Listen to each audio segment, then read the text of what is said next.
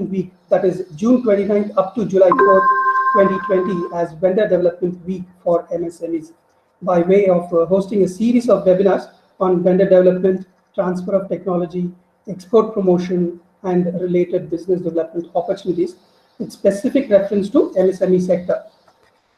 The main objective of the webinars are to familiarize our businessmen, MSME specifically, on how to revamp their business strategies and also look for new business opportunities with private and PSU entities who are now actively looking for partnership with MSMEs. Over the next week, we have lined up webinars with DRDO, with Federation of Indian Export Organization, Bharat Electronics, Container Corporation, Railways, Indian Institute of Science, and a private entity called NRPET Energy, and many more. I would like to briefly share what LUB actually does. We have a 27-year-old organization.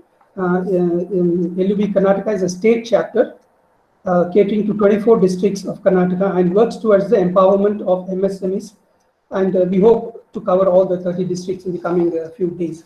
LUB Karnataka plays a very important role in promoting businesses in the state and also regularly organizes seminars, webinars, workshops, and regularly interacts with senior government officials, both the center and the state, on critical issues concerning MSME businesses on a regular basis. On the chat box, we are posting a feedback form with a request to all participants to kindly fill the same so that we can further improve our programs to our members. Coming back to today's webinar, on behalf of LUB Karnataka, I personally invite all participants to this very important webinar on business opportunities with Government of Karnataka, initiatives and services offered by NSIC for MSME sector. National Small Industries Corporation, as we all are aware, is a government entity of India facilitating MSMEs with a set of specifically tailored programs to enhance MSMEs' competitiveness. This government entity provides integrated support services under marketing, technology, finance, and other support services. The focus of today's webinar is on NSIC schemes for MSMEs, marketing and intelligence services, and support single point registration for government purchase, EPROC registration processes, how to secure government projects, understanding the tender marketing. Let me briefly introduce. Today we have two speakers, Mr. M. Srivatsan, Deputy General Manager, NSIC, and Mr. N. Jayasimha, Director, Finex Holdings, India. Let me briefly introduce our two speakers today. Mr. M. Srivatsan currently holds the position as Deputy General Manager, NSIC. He is an engineer with Masters in Management. He has over 22 years of experience in the MSME domain, having served in various capacities in the department. He worked extensively in Coimbatore, pump motor clusters, foundry clusters, textile fraternity in Tirupur, Erode, and Karur, housing the home textiles. He has served in Chennai and Ambattur, heading the branch, engaging with engineering and auto clusters. He has offered significant interventions in raw material support, particularly in infusing credit flow to the MSMEs. He has also led several trade delegations to Kenya and Sri Lanka. While Mr. N. Jayasankar, who is the second speaker, is the director of Finex Holdings India. Finex is a 12-year-old company. They basically handle e-procurement registration and also help contractors to submit their online tenders. Finex Holdings also offers digital signature services with CP Technologies and eMudra. Let me now officially invite Mr. M. Srivatsan to kindly address the session. And we request all the participants to keep your mic as well as the audio, video in mute position, please. So, Srivatsan, please. Yeah. Good afternoon. Thank you, Mr. Shekhar. That was a real wonderful introduction which you have given us. Again, all members and participants of LUB today, a very warm welcome to this session. And I do look forward for the next hour or so of engaging with you in yet again, I would say, refreshing what NSIC is all about and how we have been engaging all along. I would rather say walking shoulder to shoulder with the MSMEs of the state and the country. NSIC would be really a household name as far as MSMEs are concerned, and LUB also. So the interaction levels have been very high, and with the members of LUB also, I would say we cherish such an association. And oft repeated requests have always been what other services or what exactly are to we expect from NSIC.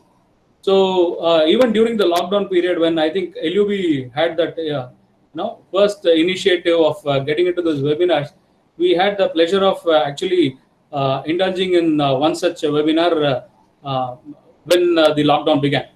So that was a really wonderful experience which I personally had with LUB, and so to say, it again opened several corridors of communication and interaction. Well, yet again here I am, and this time I again look forward to interacting with you all and hopefully sharing some kinds of inputs which maybe a takeaway from this session with NSIC. So NSIC, as you all know, it's, as Mr. Shekhar also said, we are a Government of India body coming under the Ministry of MSME. The intention is that we, being a nodal agency, we don the role of a facilitator, and we would like to ensure, or we would like to be the bridge for MSMEs to any of their requirements to the best possible extent which we can. And I think we have had a fair degree of success to that also, in that arena also. So we have been given prescribed mandates which we religiously follow, and we try to reach across to the MSEs also. Well, while we are talking the current scenario, I mean, with the lockdown and the unlock phases which are in progress, again, industry is now again taking baby steps and looking at and any advantage which they can latch on to. In fact, today I was talking to somebody, and one of the entrepreneur who's doing he's a project-oriented company. So the first discussion started off by saying, what are the opportunities per se, rather than talking a challenge. Well, that is a very positive perspective coming out from any entrepreneur, or how we perceive it. So saying, like any MSE currently are looking at varied kinds of hand-holding which they can, for any kind of survival or sustenance, or for looking at opportunities which may come henceforth their way. They are trying to equip themselves also. Let me just run through the process in a very, I can call it a very chronological sense, which may also appeal to you. NSIC, as we used to always say in very elementary terms, is a one-stop shop for any MSE, and we have varied kinds of supports in the input and the output stages for any MSME. Well, to begin with, let me just look at the input support.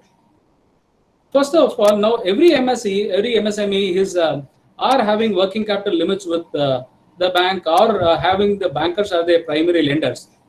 And the present scenario is such that they are all having liquidity issues in their system, primarily owed to possibly the lack of inflows which they are supposed to have got in the past 3-4 months owed to the lockdown, or the outlays which they had to do to keep the laborers and the workforce intact. So these are various outlays and which have been demanding on the resources of the MSEs or the MSMEs. Well, their outlook towards their bankers have also been more of a longing for support and all those kinds of areas where they look forward, where a banker possibly can extend their hand of support. But yes, there are limitations. There are certain parameters which are possibly limiting the extent of support which we can envisage from a banking system also. It can be your existing parameters of business, or whatever the package measures that are being given. Despite all these things, there is a limitation to the extent where a banker can also go and support an industry. Well, now the scenario is such that I also know both sides. There are both sides of the coin to it. Now, the units are getting. There are units who are sitting on a heap of orders, but they don't have enough working capital in hand. They are not able to. The supply chain possibly is not in place. They are not able to source materials. This is one side of the coin, and the other side of the coin is that their receivables are yet to be realized, and they are still scouting for orders. And as they again are part of the supply chain, where even if they are getting orders, they are not able to execute it. Like some people have suppliers in Maharashtra, some may have the customers in Tamil Nadu, the auto sector is in Tamil Nadu or Maharashtra. We find so many kind of permutations and combinations. So here, when people are like looking out for orders, and they are hard paths for liquidity, they are not in a situation where they can miss out on orders also. So that said, they are looking out for alternate resources which can help them in executing their orders, and to be more competitive and be at least present in the business environment. So raw material, as we all know, is a very integral part of your business system. How we handle our raw material or how we handle our resources will ensure the longevity of a business also. So here, NSIC or the government ministry has understood this requirement, and we try to assuage this situation with a program called Raw Material Assistance Program. Again, I have it's an oft-repeated services which we have been mentioning, but I always feel that the understanding of this service is much more required as far as MSEs are concerned, or MSME is concerned, as to how to utilize this as a tool for them to make most or out of their customers or their business systems.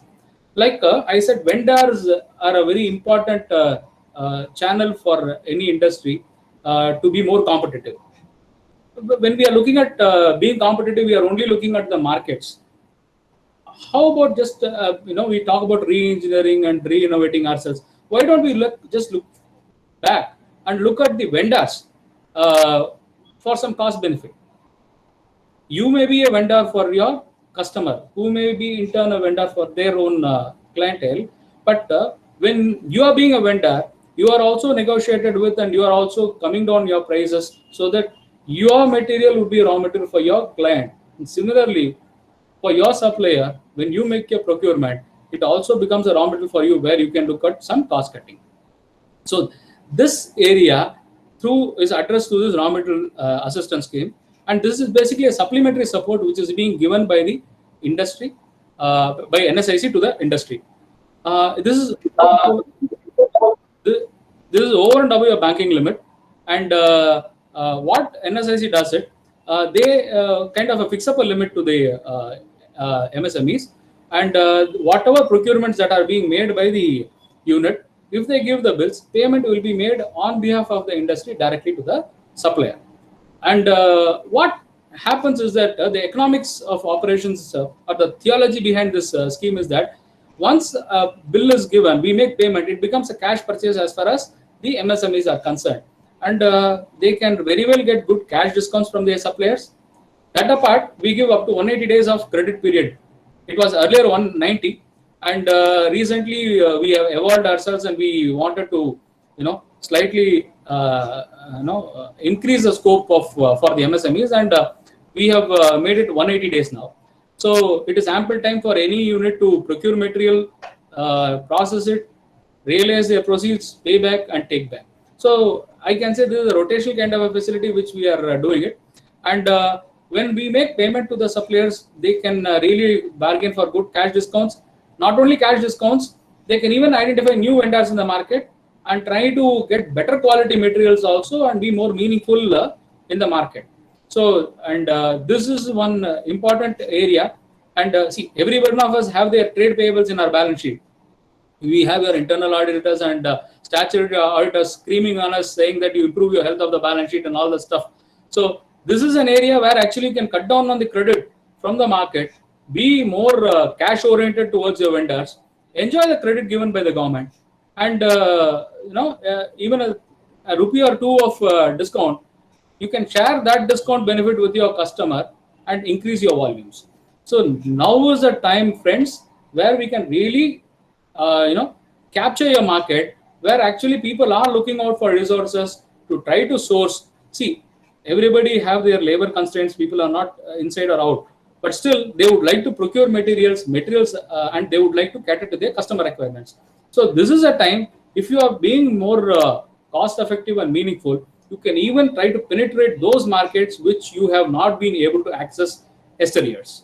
So this is a scheme, if really looked into, can make you more competitive in the market.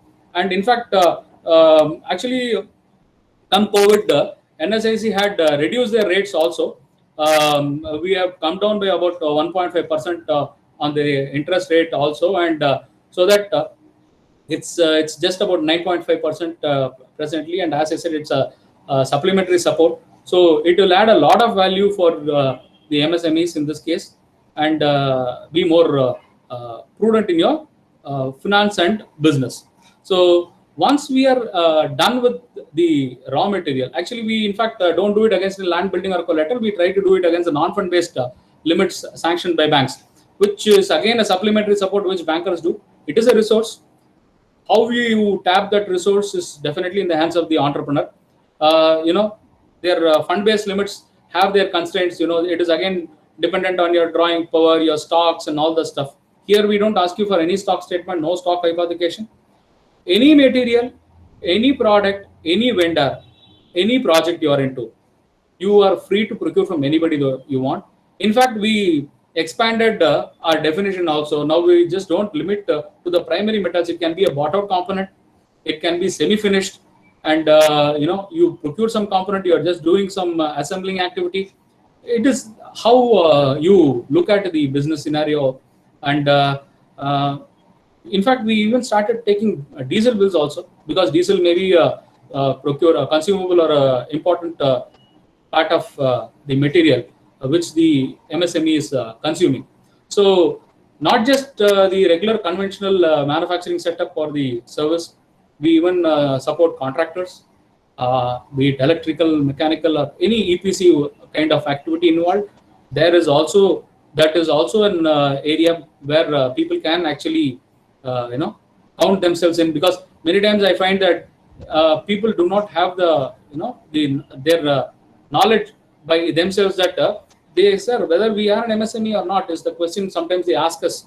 So yes, it is only that your matter of understanding how you utilize the service. Now, having said raw material, I would now like this is again move on to another service which I actually would like to announce it now. This was just about 2 to 3 weeks back. We just brought this scheme out. NSIC has come out with a scheme called bill discounting.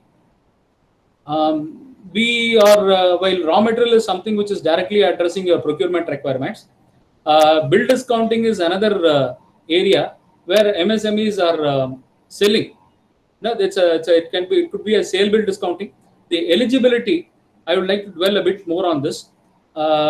Since NSIC, we are talking more about the MSMEs always. Here, we thought of involving the corporates again with the intention of benefiting the MSMEs in the process.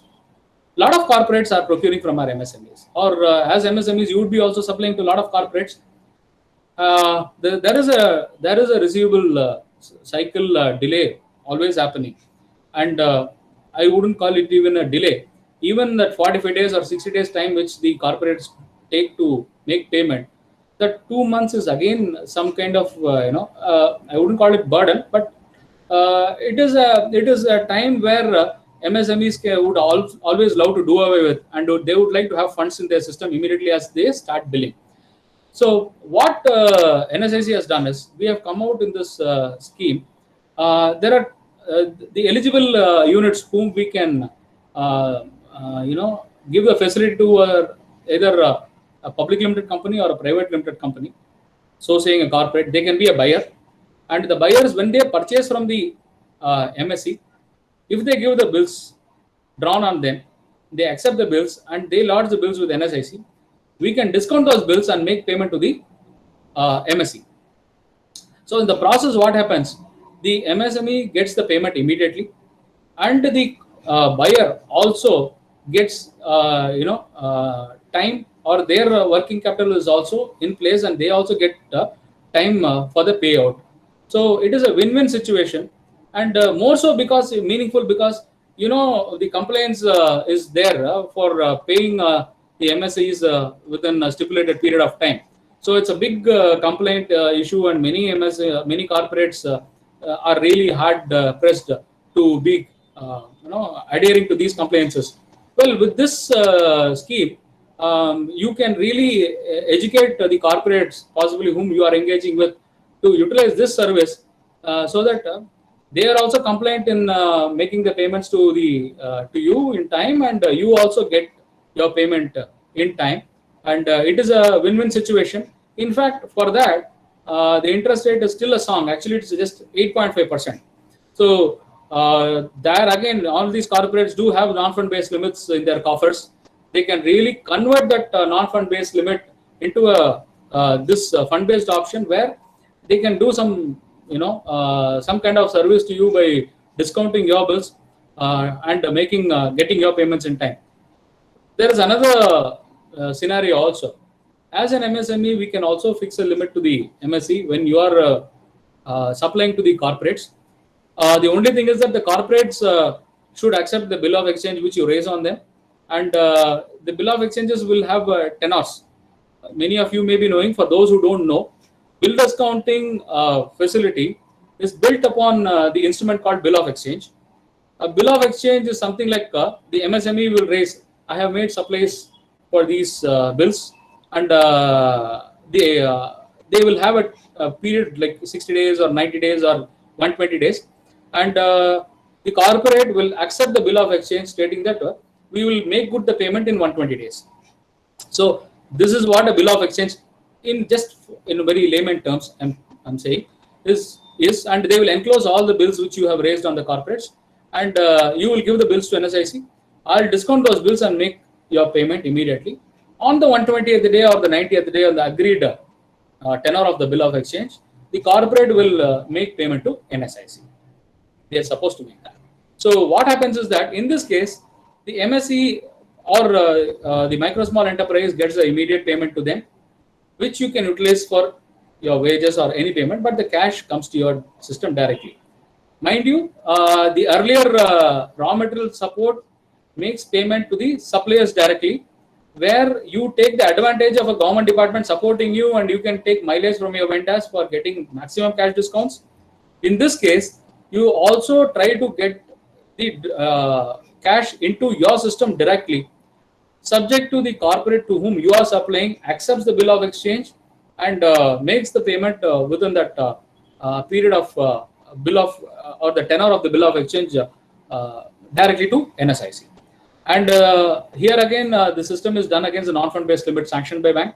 And again, it is like how we try to utilize these financial resources in hand. So we have a host of financial opportunities in the market, but how best are they to your requirements is what is most important. Nowadays, fund or cost of fund, yes, it is important, are factors. But what I feel during my interactions with a lot of MSMEs is that the flexibility and utility of the fund is more important to them, because time is money, opportunity costs are there. You don't get your material today, your labor is waiting, your EB bill, everything will be done today, but still you are going to incur the fixed cost. So it is better, bird in hand is better than two in the bush always. So your material in hand today, may always be much wiser than to wait for trying to source some cost of fund which may be just 10 paise down the line and get your fund after a month, rather than just go ahead and with whatever available resources you have, you procure it, see a meaningful discount from your supplier, and take a business decision. So I would rather call it a business decision, and yes, financial prudence involved. And I do find a lot of people utilizing these services in a very pragmatic way. We have over 250 to 300 crores of BG with over 500 to 600 crores of raw material support flowing through in the state itself. So that I'm just talking per se with respect to our domain. So you can well imagine the kind of advantages people can really look upon. So these two are kind of support. In fact, we in NSIC used to call them as marketing support. Even I used to wonder, marketing support. But then realizing the philosophy of how this could really, ensure your market through the discounts and the parameters involved, it really is a marketing support tool. So I would again request all your units to view in retrospect on this. Now, while we talk about your raw material and the bill discounting and the sale part of it, we also, NSIC people in yesteryears or in olden days used to know they have got their first machinery from NSIC. There are a lot of first generation entrepreneurs which NSIC had supported by supplying machinery to them. We had funded them through our hire purchase and term loan schemes. And that was a scenario about so many years back. And we thought once we changed our role, we thought not just limiting to NSIC just giving off loans as a single source. We thought why not utilize our years of experience in capital equipment support, and we thought of acting as a facilitator and a platform. As I said, we engaged with all the bankers. We came out with this contraption called loan syndication arrangement. We call it the bank tie-up scheme also, where we have entered into an MOU with over 28 banks. You can name the bank, and I think we should be having it in our list. All the nationalized banks per se will be there predominantly, and we do have scheduled banks and private banks also. Some one or two NBFCs also we thought we can rope in. What we do is, any MSME who wants to go in for their projects, for their capital requirements, we try to look at it, and they give us the proposal, and we take up with these proposals to the bankers. What happens is that, see, any MSME does not have the wherewithal to go and approach every banker. So possibly normally one will just take up with their one banker at a time, and it goes on for some time. Then at one point of time, they will not be able to meet the requirements, and again it fizzles off. Again they start off with another banker.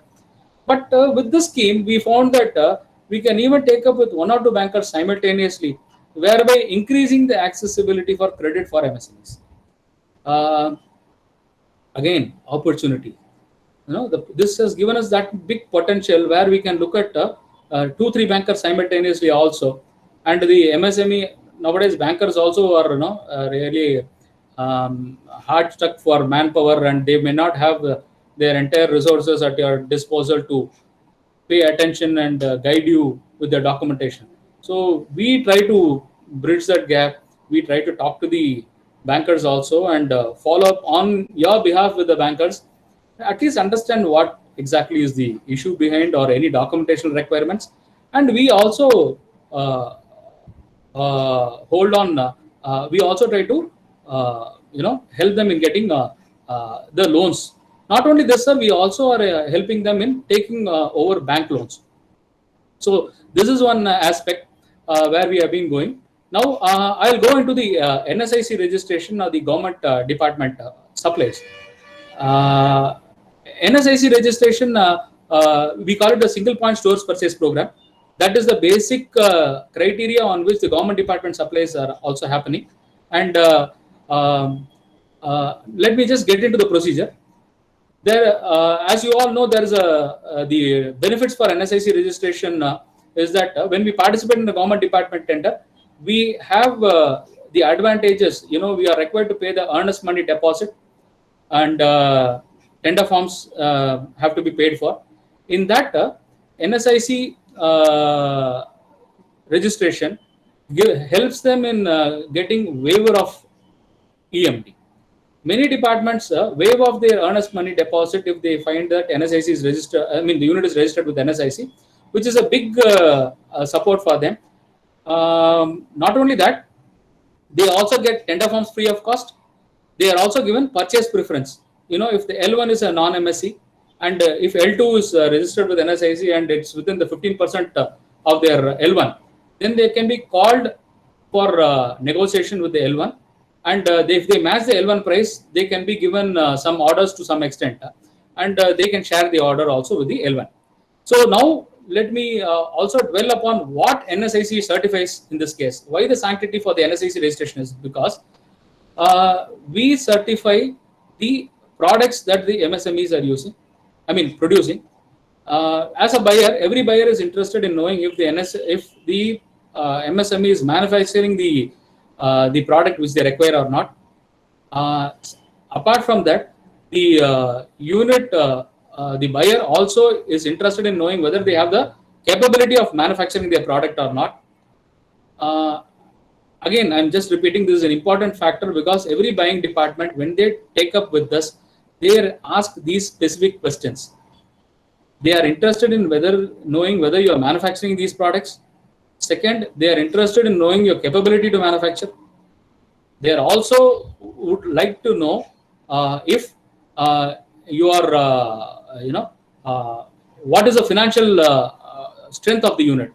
So NSIC certification highlights all these parameters.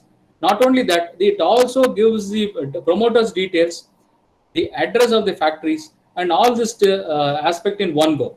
For example, when we go to railways, many when I personally interacted with a lot of the control of stores or the CMM and all, they want to know these details because they don't have the wherewithal to do the due diligence for all the tenderers.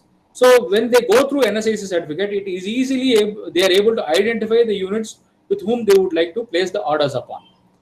Same is so with ICF also. In their vendor registration process, one of the important criteria is that the unit has to be registered with NSIC. They also look at other parameters if they are engaging with NSIC for raw material support. And so these are the various factors which a government department are interested in. So in this aspect, we do a third-party technical inspection. There is an application form. Units submit their application form, and we have a third-party technical inspection. We ask a third party to do the inspection of the unit. The technical parameters are being assessed by the third party. They give us the report, and we incorporate that report along with the due diligence based on your commercials, and we incorporate it and we give the certificate to the unit. The certification is valid for 2 years, and we also register fresh units also who are just into production with 5 or 6 months into production. We also help them. Now, while I say this, I would like to just keep you on a small glimpse of the application form which we have. And I would also like to just give a glimpse of the checklist which are required, because I would like to make one point in this case. Whenever you are filling application form and sending it across, we would appreciate the person who is involved in preparing the application form to directly interact with us. Normally, when they send the application forms, it is either half filled or the documents are not in place. We would appreciate if all these, it's a very simple application form. The formats are also given in the application form. All the units have to do is just take it and print the formats in the letterhead and sign it and give it to us. It is a very simple logical form. I will just take this opportunity about 5-10 minutes in running you through the application form. If you, with your permission, let me just start this.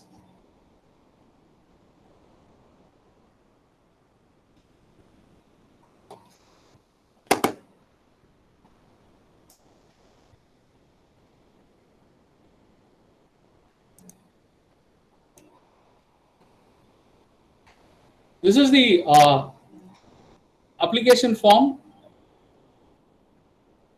for NSIC. It's like a very simple kind where you have to give your names and addresses.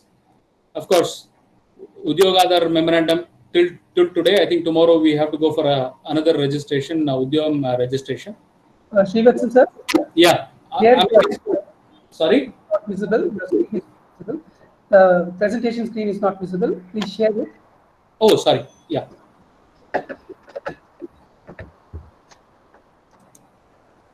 I'm not having that. 1 second.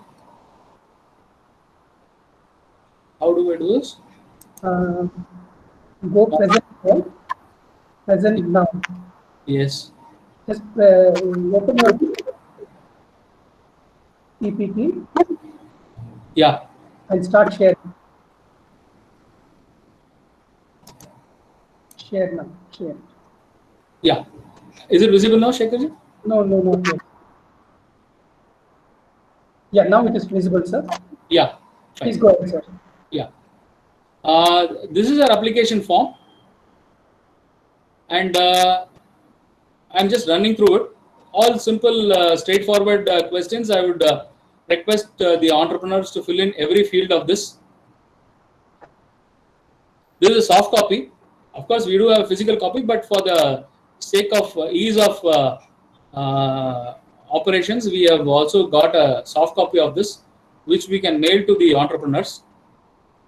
The second point where normally people are having doubt is that MSME data bank.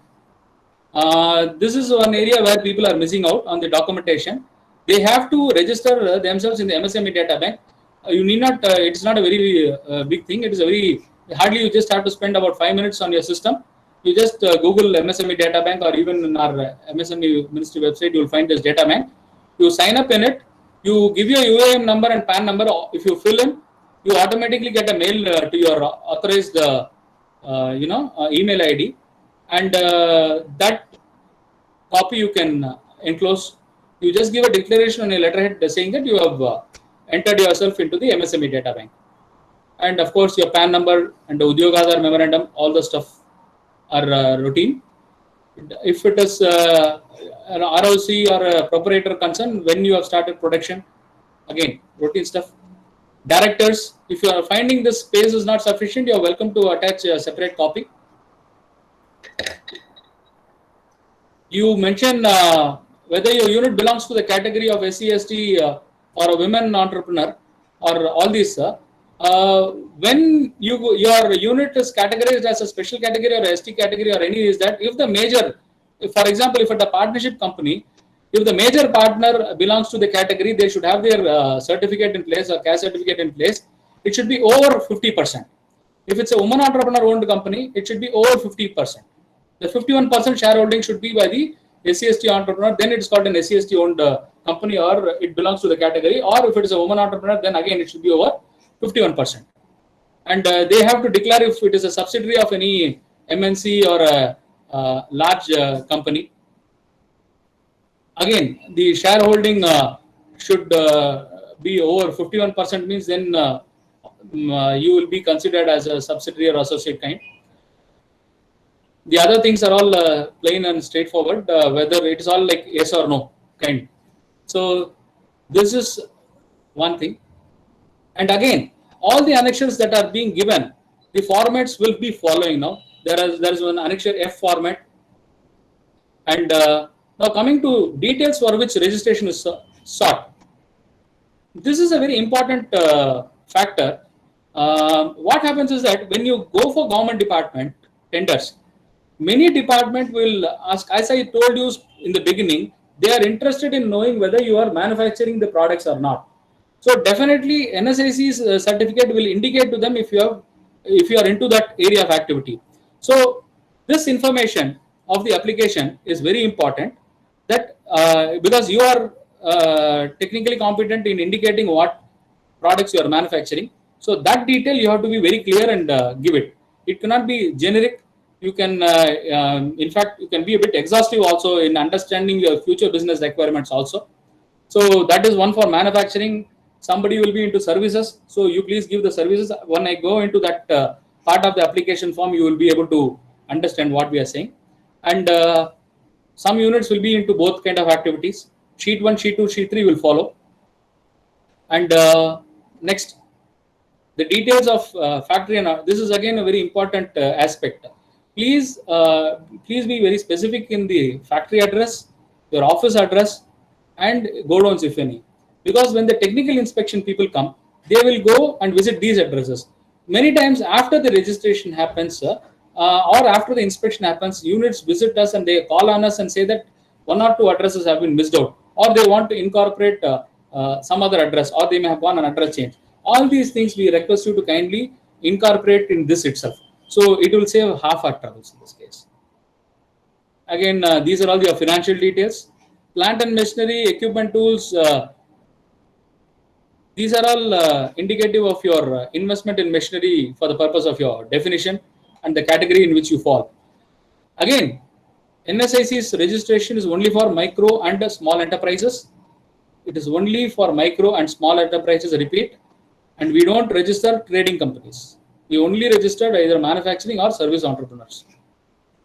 And again, with the latest definition, there is nothing like manufacturing or service. All come under the same domain. Now goes to the technical facilities. Your details of plant and machinery installed. Why NSIC's certification stands sanctity is simply because, see, as a buying department, I would like to know whether these people are having the resources in hand to execute my orders. So definitely, when a due diligence is being done, we are a third party kind which is doing the due diligence and giving a hand on a platter information about your company, which is a big marketing tool as far as the MSc is concerned, to project yourself to the buying department. So this Annexure B gives a very clear view as to what kind of resources you are having or what kind of facility you are having in hand. Again, this Annexure B will follow. I'll show you when we come to that. And again, we are specifying the stores and products. These are all the technical information which will go to the inspecting authorities. The quality control arrangement for routine and acceptance tests. Any business will have a quality check. It can be the service rendered. Even a manpower agency will have some kind of a quality assessment which they do. So all you have to do is you just jot it down on your and give us those details on your letterhead. If somebody is having testing facilities, you can give the testing facilities. All that adds value to your system, because when the technical inspection team comes down, they will go through all these things, and based on that, they assess your capability to manufacture or render the services which you claim you are doing.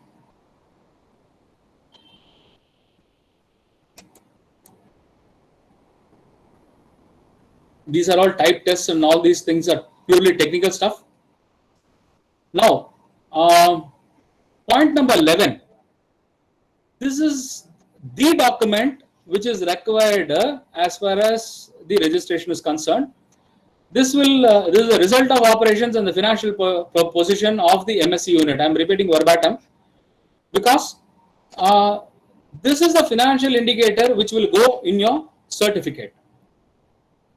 This Annexure C, many people will come. This is one thing which we verify, and we also handhold the units if there is some mistake which is happening, and we guide them in getting it right.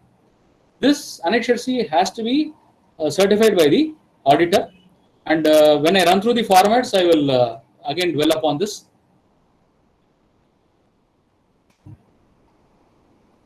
Your banker's details are required, and your copy of sanction letter, which is all part of the appraising system which happens for the due diligence. Information about the raw material being used. So as I was telling, the entire domain of procurement is dependent on the inputs which you give. So that is where your raw material suppliers whom you are engaging with are all in place. So these are all additional information. You have additional certifications. All these things go in place. So any kinds of inputs which the departments desire later, we will be able to provide them. And your the authorized signatory will sign this. So this is a very simple certification.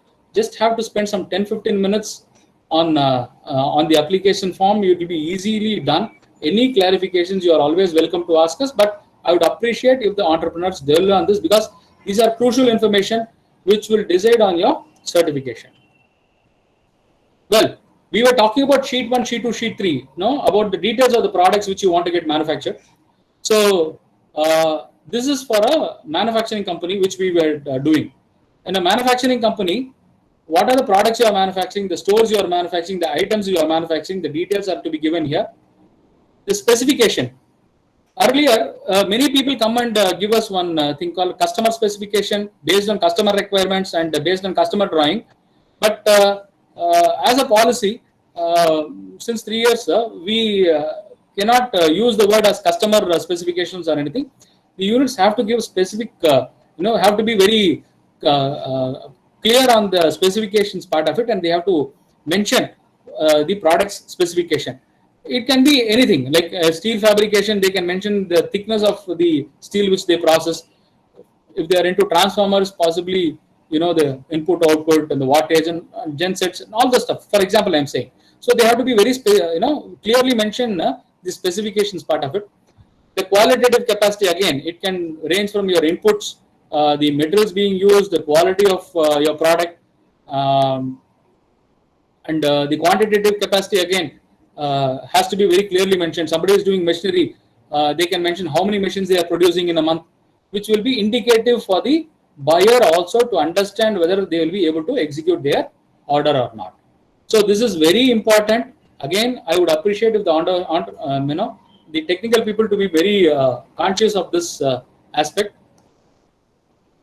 And if you lose out, if the buying tenderer finds his product is not in this list, then they may not be able to accord the benefit to you. So we should ensure that the products for which you are participating in the tender should figure in this list, or it should figure in your certificate. And again, this is for service. What kind of an activity? It's a construction activity. What definition? Like it can be a commercial building or whatever it is. The quantitative services, for example, somebody is doing painting, somebody is into laying of roads.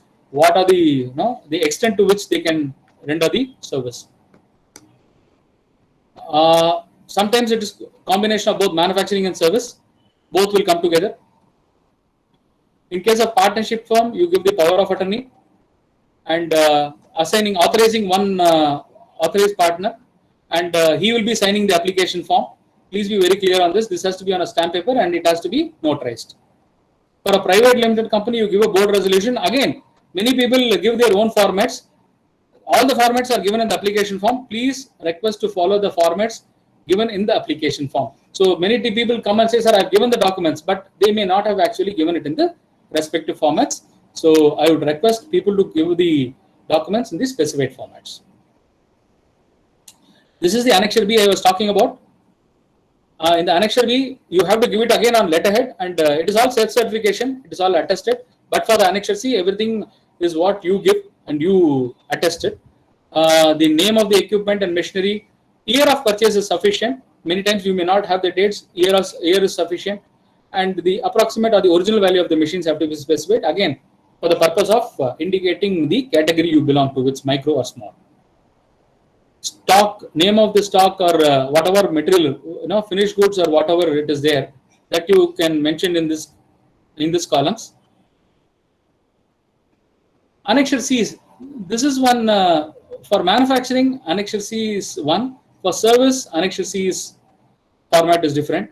So depending upon the nature of activity, you can choose.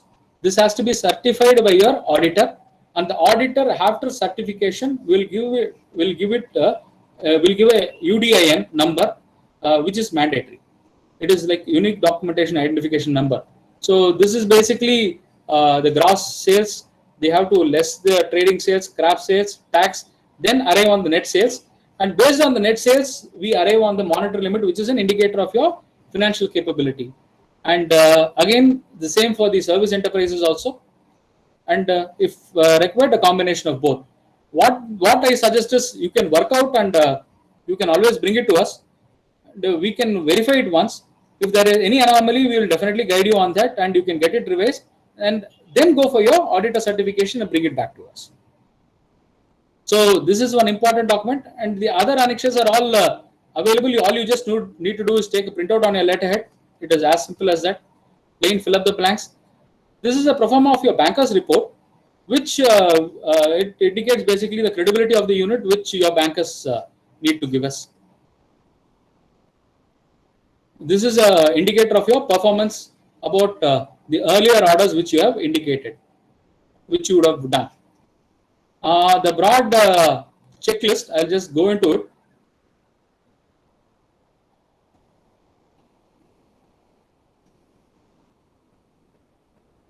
The applicant should ensure that you are having this MSME data bank.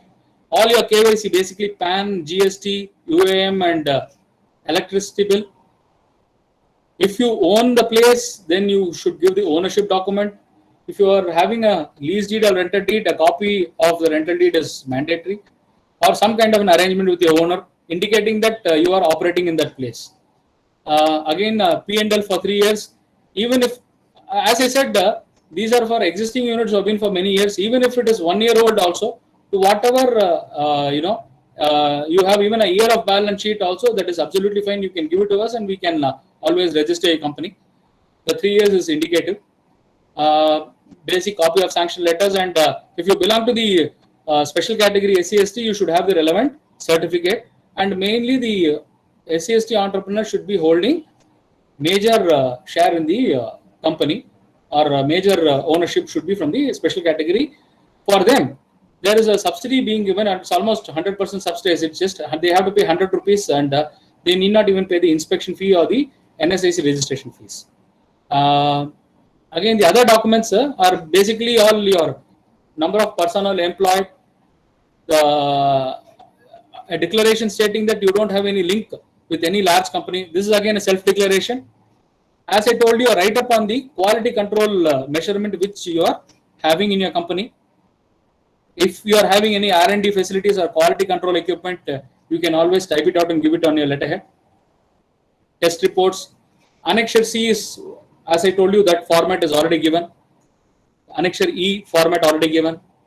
The Annexure B and F, all these formats are already given in that. All you just need to do is take a printout and hand over.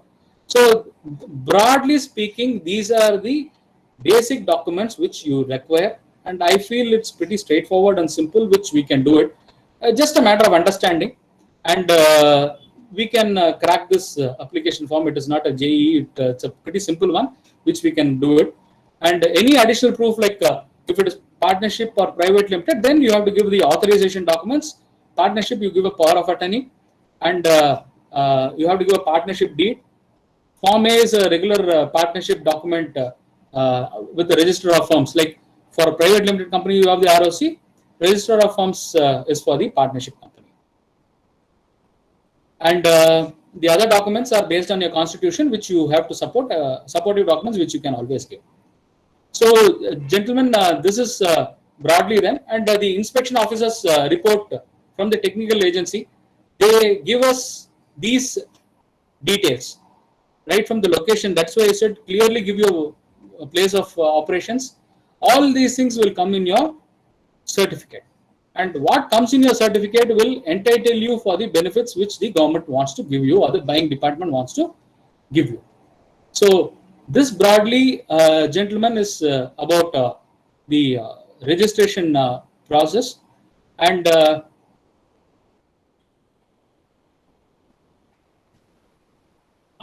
this is just a flyer of what we have done. This is for the fresh registration. There is an NSIC registration fee, and there is a fee for the inspection agency, which there are 3 agencies. One is RITES, one is SGS, and one is PPDC Agra. So you can choose amongst them. Even we have for textile manufacturers, we have textile committee also doing the third-party technical inspection. So these are broadly the inspection agencies which you are free to choose, and you can accordingly make the payment to them, and they'll come for the technical inspection. So again, it is in the hands of the entrepreneur how they engage with them, and try to include as many activities as possible which you are doing. and let us not be superfluous in our approach, because this is a very crucial tool or a document which actually talks about you to the buying department. So you do pay a lot of attention on this. And going further, we have a service where we also try to market your products to the government departments. We have a scheme called Consortium and Tender Marketing Scheme. We also have revised guidelines where we participate on behalf of the entrepreneurs in tenders, so that sometimes you may not be able to fulfill your turnover criteria, or you may have the tenderer may ask for you may be doing the product for some, you may be doing 100 numbers of a product. The tendering department would require 100 numbers of, I mean 100 numbers, you are doing only 10. We can form a consortium with 3 or 4 other people who can NSIC as a single bidder can participate on your behalf and ensure that everybody gets the order. So we call it a consortium marketing, and NSIC being the department as a bidder, we also try to get the EMD benefits on behalf of the units. So this is a major support which we are rendering. In fact, last year e-procurement, the government of Karnataka also, for supplies to government of Karnataka, they exempt you from paying the EMD also. And not just limited to that, we are also having a scheme called informatory service, where we are helping, we are uploading all your products and we are giving a direct access to tender information in NSIC's website. It's a B2B portal where we upload, we also share our web space with the units. You can upload your product profiles. We give access to the export information which we get from the departments. We give access to the government department. We have MOUs with various countries and various importers and stuff, where we get all those requirements, and we try to give access for the MSMEs to these export inquiries. Not only that, we also help MSMEs to get their own web address. We share our web space. You can have your own URLs with NSIC's domain, and it adds value to your website, and it's authenticity, or the seal of authenticity, being rendered to the MSMEs. Now I would just try to conclude here. I would appreciate if I think Mr. Shekhar can take this on to Mr. Jayasimha, whom I think has been engaged for just detailing about the e-procurement process involved also. So, Mr. Shekhar. Yeah, thank you very much, sir. Can I request Mr. Jayasimha, Director, Finex Holdings India, to kindly start your e-procurement presentation, sir, please? Mr. N. Jayasimha.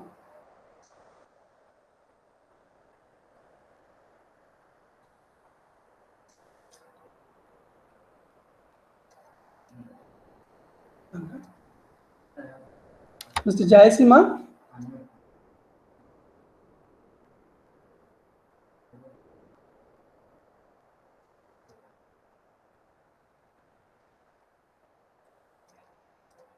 Mr. Jayasimha, please come online. Please unmute and mute. Yes. Please start your session, sir. Yeah, my name is Jayasimha. I'm one of the directors of the Finex Holdings India Private Limited. We are there in the past 12 years in this company. We do basically for submitting the e-procurement tenders, and also we do the digital signature certificate also for class 2 and class 3 and everything. Everybody would know about the e-procurement, how it works and everything. It's having own website and everything. It's having their website, and using their tenders and all. Some of the contractors are coming here for putting the tenders and how to put the tenders and everything. We explained about this, the e-procurement and everything, and also those who are contractors coming for e-procurement. First thing they have come to how to register, because basically needed is digital signature. Without digital signature, e-procurement cannot register in this portal and everything. Basically require the digital signature. It is class 3 digital signature. we do class 2 and class 3 also. Everybody knows about class 2 to work for the income tax and EPF, TDS and uploading everything. And the class 3 is meant for only for the tenders and everything. Okay, there is different like the tenders, the contractors, the individual or companies. We take a certain documents of the individuals, of the KYC documents and everything. If these companies will take a certain documents like incorporation copy and GST and add together, you do registration and everything coming and all do the registration, everything do that. So this is the presentation I am giving that. Any question you ask me, I will help you in the procurement portal and everything can help you. Hello? Hello? Hello? Please continue, sir. Yeah, since I explained about digital signature, these are the things we are doing in the digital signature portal, and also we do the. So this is all the presentation I'm giving that because we help to services contractors and giving this for everybody. And in this NICIC portal, I heard about some of the contractors being the NICIC certificate and MSME certificate. Based on that, they will exempt it from the EMD and helper. I heard about the sir explained everything also. Some of the NSIC and exempted is not working in the Karnataka procurement because I don't know what is this actually, but in the railway tenders and the HLE procurement is NSIC and the Karnataka procurement in HLE procurement is everything is working. That they exempted, I saw that everything. So that's all. This is about this is we do the services for tenders and also basically we in the digital signature. This is a presentation, sir. If you want to ask any question on this, I'll help you on this. That's it, sir. Hand over to Bishan.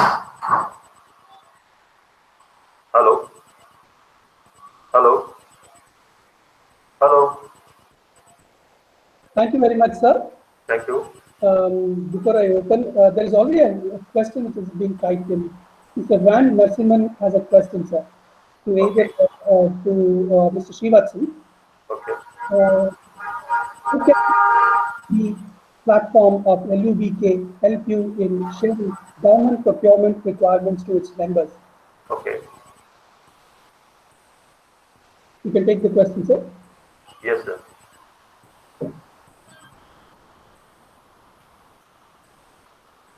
How can the B2B platform of LUBK help you in sharing government procurement requirements to its members? Mr. Srivatsan, are you online?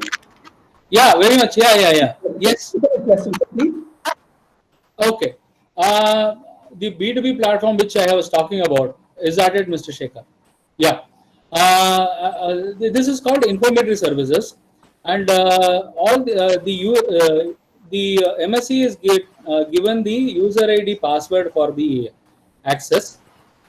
They can upload their products in their website. See, I will tell you what happened.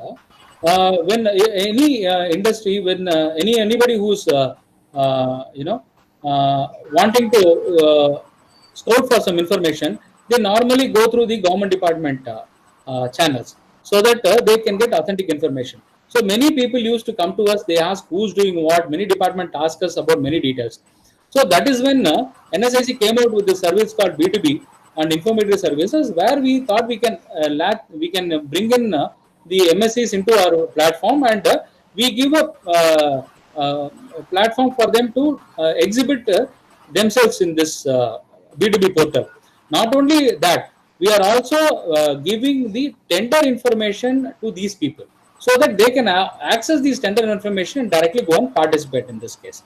So that is the type of access which is being given to it. Not only government departments, as I said, we give even international trade leads in these inputs. And now going one bit further, I would also say that the e-procurement process, though it is off the mandate of NSIC, but I would like to dwell upon by virtue of interactions which we used to have. We used to conduct a lot of vendor development programs with the, of course, current scenario we have not been able to, but prior to COVID and all, we have had a lot of departments whom we have organized VDPs with. For example, we had IOCL here. In IOCL, that is the engagement where we try to bring in these government departments to the MSMEs so that they can explore opportunities with these vendor development for vendor development with these IOCL. For IOCL, again, there is an e-procurement process. You have to engage. You have to engage with their e-procurement tender format. Actually, they have a registration process. If you go to their website, e-procurement website, you can sign up as a vendor in with IOCL. Once you sign up with them, you start getting enquiries and tender information. For example, yesterday also, recently there was a requirement. I'm just citing this as an example. For the engineering fabricators, IOCL called and is scouting for vendors. They want tank fabrication units. What IOCL will do in this case is they are giving the material to the MSC. They are ready to give the material to the MSC, micro small enterprise, and they will fabricate it on a job work basis and take back the tankers. So, in fact, there are about 200 tanks or so requirement was what they were mentioning. I think the tender got over yesterday or today, I'm not sure, but such kinds of opportunities keep coming up. All we have to do is we have to visit these websites. For example, I'll give you one more input. In MSME ministry, I mean, there is an initiative called Samban portal. In Samban portal, you will get a list of public sectors in that portal, where you can go and have an idea of each department and to what extent they are making their procurements. We are all aware of this public procurement policy. I'm not sure how many people would be exactly aware of it. It says 25% of the procurement from the public sector enterprises should be from this NSIC registered MSME sector, particularly the micro small enterprise sector, simply because it is Sambandh portal, SAMBANDH. It gives a list of all the departments who are making procurements and their procurement patterns. So you can go to the respective websites. Each website, each department have their own e-procurement process. You have to first register yourself as vendor with them. You will be getting some kind of a unique idea. I'm just broadly giving you an idea how this operates. Again, with the IOCL itself, I'm saying they indicated that you have to first register yourself vendor. You get all the tender enquiries and everything. After going with that, like we have a net banking, login password will be there. Then you will have a transaction password. You can always get a login password, go through all these departments, all these tender enquiries, whichever is relevant to you. You can go ahead and participate. And when you have an NSIC certification, they automatically give you this EMD exemption for this. So you can, when you participate, you can always upload your valid NSIC registration certificate and go ahead and participate in the tender. So similarly for ICF, let me tell you, ICF has got so huge requirements. Like last year when they came, they said they had to do almost 2,500 coaches. They are going from MS to SS to aluminium and all kinds of sheet metal requirements. They have requirements of control panels, electricals. So it's a vast range of requirements per se with ICF alone. They have two stages of process. One is stores registration. Once you get into stores registration, then there is a design registration which you have to take part. So design, the design aspect is a much more, kind of a stringent process. Once you clear that, you automatically have a process for getting yourself into the tender domain of ICF. So that is as far as engineering and electrical and all those stuff. So that is another area where you can always look into. When we talk about railways, many people may be aware, may not be aware. There is a thing called RDSO. They are based out of Lucknow. If railways, as part of their tender process, they will indicate that if you are given a contract, they will say that okay, you have to procure from only specified suppliers who are registered with RDSO. And when I say RDSO process of enlisting, it is also not an easy process. It is tough. But why it's so is because they are assessing you to such extent that the importance is for the dependability of the product. So once you are able to clear that and get an RDSO approval, it also expands your marketability to that extent. So for all these process, the basic process would be like with registering with NSIC. So it is like one step at a time. So once you get this, then you can look at the railways department for your supplies. You can look at ICF. You can all the central government department, including defense, be it engine factory, ABD, the ordnance factories. Now they are all looking at indigenization. See, earlier years they used to procure from Russia. They used to get materials from there. They are all now looking. Now it is not a time where they can actually go ahead and procure it. Sometimes now they are looking at cost cutting. They are looking at effectiveness, cost effectivity. They are looking at indigenous vendors. For somebody in Tamil Nadu or in Karnataka, they need not look at a supplier from Guwahati. If you are able to give them what they require in Karnataka, why at all should they go out? So that is the kind of advantage which you can give, and you have a cost advantage here when you are able to source it at a better thing. All you have to know is where you have to look at. Like I said, the ordnance factory and defense procurements are in a very big way. There's another question, sir, from TechnoFab.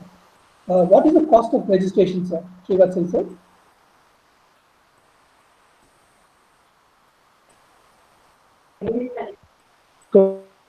Srivatsan, sir?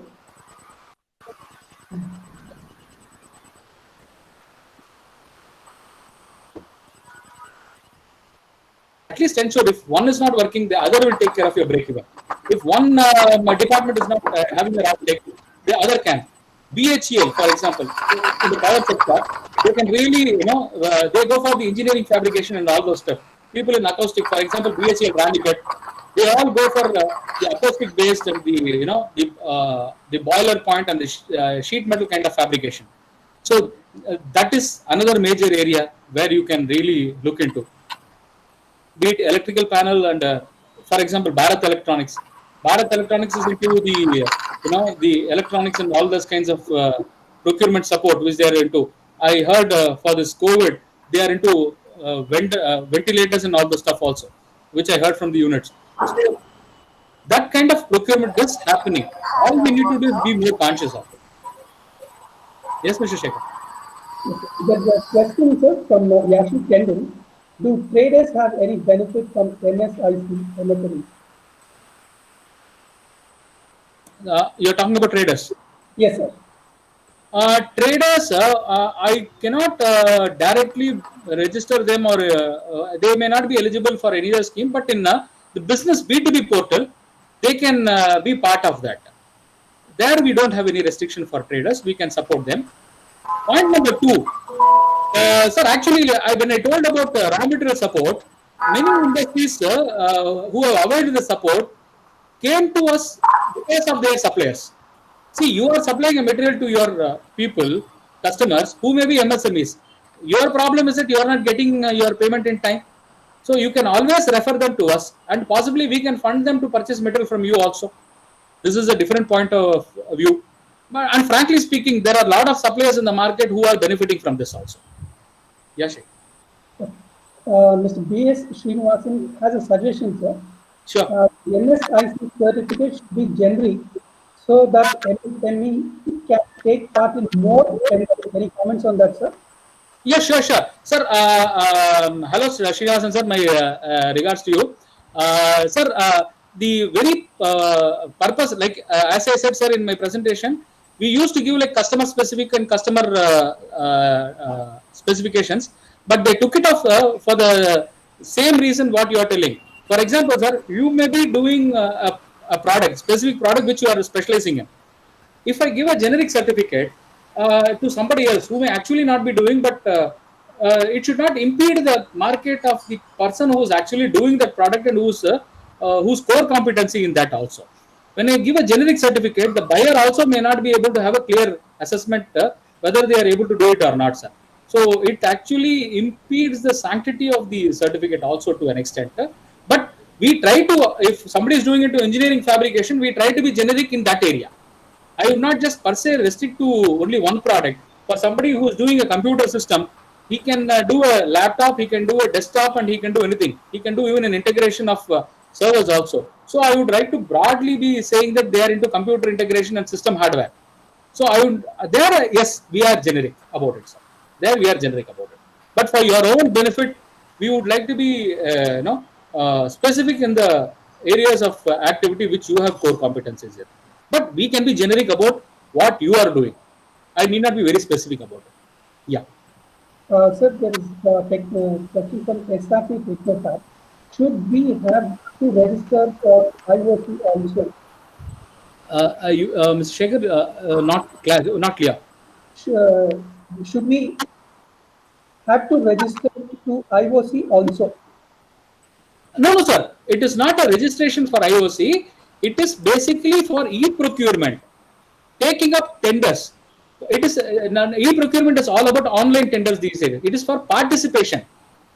It is for participation. You should have a user ID password. You can call it registration. You can call it by various names. But it is basically signing up with a user ID password. So you can log on to IOCL website. So you can view the tenders which are coming there, and then you can go ahead and participating in that. You should have a digital signature for that. These are all basic requirements which you require. Yeah. Mr. B.S. Srinivasan again has one more question, sir. Actually, the suggestion. Documentation like affidavit and notary stamping discourages MSMEs to apply for certification. Mr. Shekhar, no, it was not clear. Sorry. Mr. B.S. Srinivasan asks, documentation like affidavit and notary stamping actually discourages MSEs to apply for certification. Sir, actually, in our case, now we are not looking at notary at all, sir. It is all self-certification, sir. That point, we have done away with that. But for only a specific document like power of attorney, where it's a legal document, but everything is only a self-certification which we are taking. Sir. Invariably. Okay. And so again, Mr. Shekhar, I would take this opportunity. They can take down my mobile numbers also. They can feel free to ask as far as any documentation is concerned. Let them not be deterred. All they need to do is just 10 minutes of your time with us. We will explain to you as to how simple it is. It's 94445 83173. Again, I repeat, it's 94445 83173. I just thought I will share this. Okay. The floor is open now. To anybody who would like to ask a question, please go ahead to both the speakers. Mr. Srivatsan, I am Bhojraj here. How are you, sir? How are you, sir? Doing great, sir. Thank you so much. Thank you. Sir, you mentioned one portal name. Can you share? I didn't get that spell, sir. Can you spell it? Sir, it is Sambandh portal, SAMBANDH. You are talking about the PSUs. Yeah. I didn't get it. SAM? BANDH, Sambandh portal. Okay. Sir, again, NSIC certificate is a tool, sir. As I said, how you wield your sword is in the hands of the entrepreneur, actually. It's a skill of the entrepreneur. The floor is open. Please go ahead and ask the question to both the speakers. Hello. Yeah, I'm Yes. Madhav Pasti here. Yes, sir. See, I wanted to know what is the procedure and whom to contact for this e-procurement Karnataka registration. Because in the presentation you have told that it has been done and the consultant is here also. So I have asked a question. I wanted to know whom to contact and what is the contact detail of the agency who helps us to register ourselves in e-procurement Karnataka. Can I participate in this one, sir? Please go ahead. Please go ahead, sir. Good evening, sir. Actually, you are asking about the Karnataka e-procurement. Yes. Since our company is there in Seshadripuram, Phoenix World India Private Limited, you can visit our office. I can help you in that Karnataka and how to do the registration and everything. I can help you, sir. Yeah, can you type your address in the chat box, please, so that I can take a quote?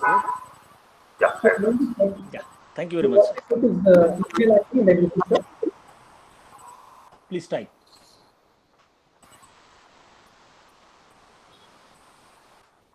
Anybody else? Please go ahead and ask the questions.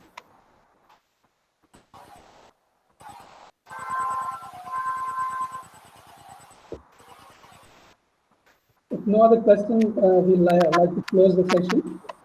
On behalf of Lagu Udyog Bharati Karnataka, I sincerely thank both the speakers today for their comprehensive session.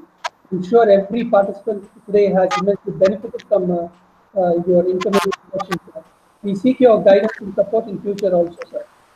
May I request Mr. B.S. Srinivasan, our Vice President, Lagu Udyog Bharati Karnataka, to conclude the session.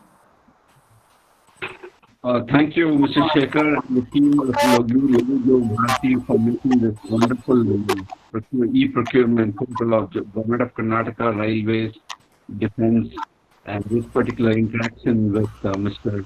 Srivatsan, DTM of NSIC. I thank you very much, sir.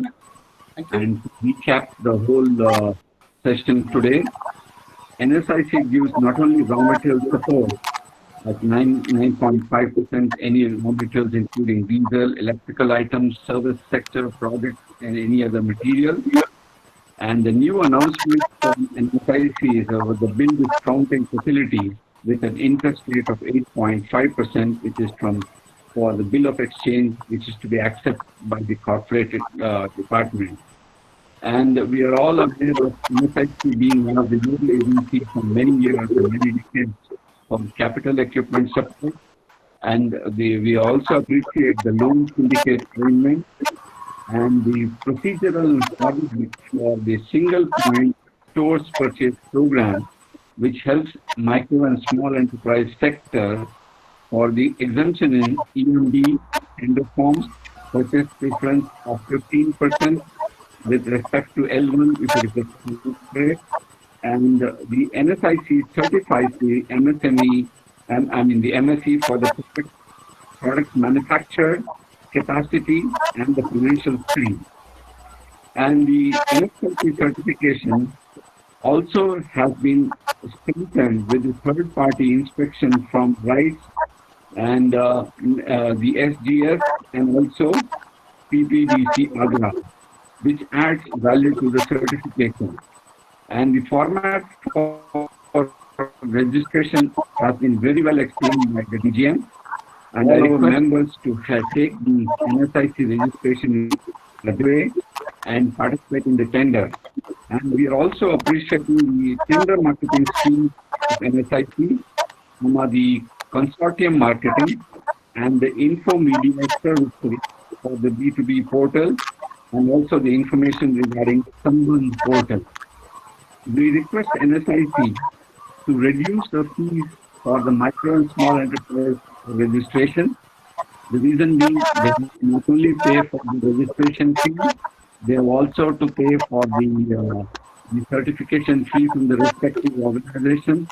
Third is the payment to the bank for the bank report. Fourth is the auditor for the financial report for the turnover limit sanction from the NSIC.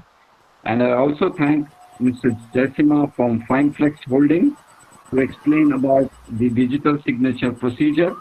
Digital signature procedure can be taken in either in class 2 or class 3.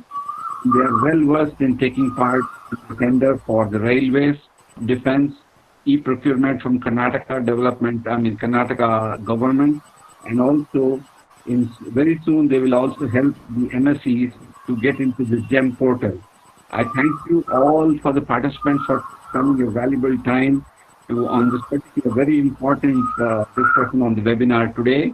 And I thank my guests, Srivatsan, DGM of NSIC, whom we have been having a very long relation with from Lagu Udyog Bharati. We seek your continued support.